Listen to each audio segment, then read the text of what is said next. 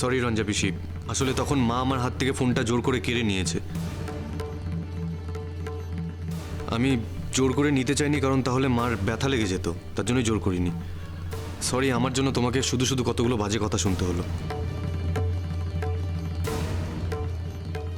এতে আমার কিচ্ছু গায়ে লাগেনি। যার সাথে আমার কোনো সম্পর্কই নেই সে আমার সম্পর্কে কি বললো না বললো তাতে আমার কিচ্ছু এসে যায় না। তোর মার সঙ্গে কোনোদিন আমার কোনো সম্পর্ক তৈরিই হয়নি। তোর মা আমার চরিত্র নিয়ে কি কথা বলবে, কি জানবে আমার চরিত্র নিয়ে? যাক, শবনমকে নিয়ে আমাদের কথা হচ্ছিল। শবনমকে নিয়ে তুই চলে এসেছিস, শবনম কোথায় আছে, শবনম কেমন আছে সেটা জানার জন্যই তোকে ফোন করেছি। শবনমের তো ফোন নেই।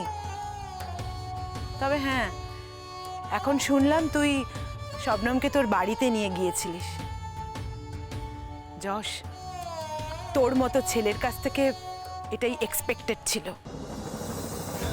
কিন্তু মায়ের মন তো যশ,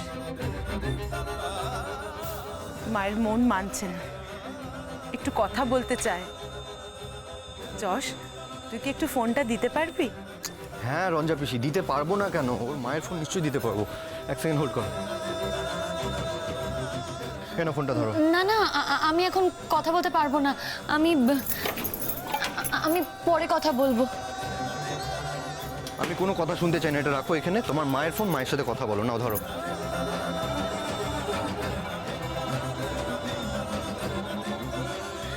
যখন এখন ফোনটা দিচ্ছে কথা বলেই নাও না। যশের ফোন থেকেই তো তোমাকে পরে হলেও কথাটা বলতে হবে। এখন যখন দিচ্ছে এখনই কথাটা বলে নাও, কেন বেকার বেকার ঝুলিয়ে রাখছো?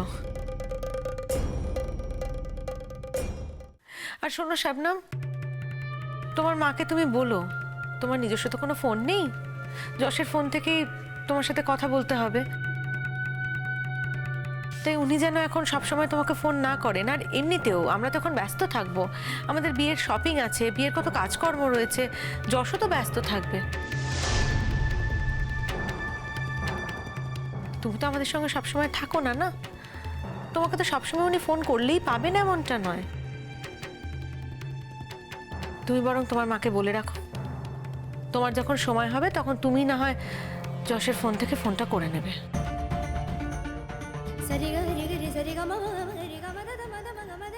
স্কলারশিপের সবটা টাকা তো এখন আর খরচা হচ্ছে না শবনম। থাকা খাওয়ার খরচাটা তো বেঁচেই যাচ্ছে। আমার মনে হয় তুমি বরং এবার একটা নিজের ফোন কিনে নাও, বেটার।